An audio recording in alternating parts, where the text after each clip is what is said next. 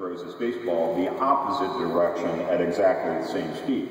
And so the myth was, and what they showed, was that the ball, because it's all canceled out, just drops out of midair on the side of the train, straight down, and bounces with no residual movement. And so Cary Grant Torrey tested that, and they were able to do that. But what I want to do is see if I can beat the baseball. Everybody seems to be worried about that for some reason. I figure what I can do is get a flatbed trailer, like the length of a semi-trailer truck or something, and go out get it up to whatever highway speed we decide is the maximum. And I'll have a slingshot facing backwards, and we'll test it with Buster or something, and get it all dialed in, because those things are pretty reliable. You pull them back to the same point, they're going to fire with the same strength every time, and we'll make Buster exactly my weight and test it and everything. And the other part that we do, and we do employ this technique in a lot of the testing, is that we work our way up to stuff. So while for some reason everybody is like point blank, no, we're not going to let you do that. Next story,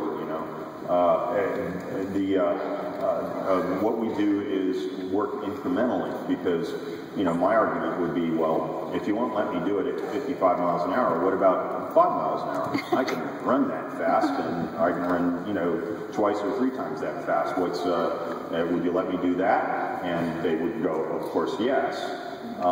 And then if that's safe, though, how about 20? How about 30 or 40 or 50? And we also, it gets more interesting, because we just completed an episode about bubble wrap, which I would love to use in this if we find it's appropriate.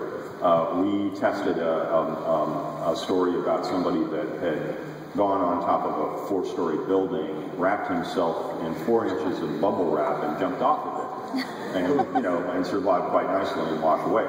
Well, we just tested that, and I'm not going to spoil it for you, but I can tell you it takes a lot more than 4 inches of bubble wrap. We are now experts at the limitations of bubble wrap when it comes to impact. So that's my favorite story, and sooner or later I'll get it across. But in this case, it actually, and it's happened before. We have people that safety consultants and things that we use on the show that deal with our insurance companies and all of these kinds of issues. That's the guy that we use, Nick Blaché. He actually did the same job for Fear Factor and Jackass, and so he's used to doing this kind of thing. But he couldn't get across to them, and so it means I end up calling them myself and explaining, why this is actually a safe thing to do. Do I still have time, Raymond?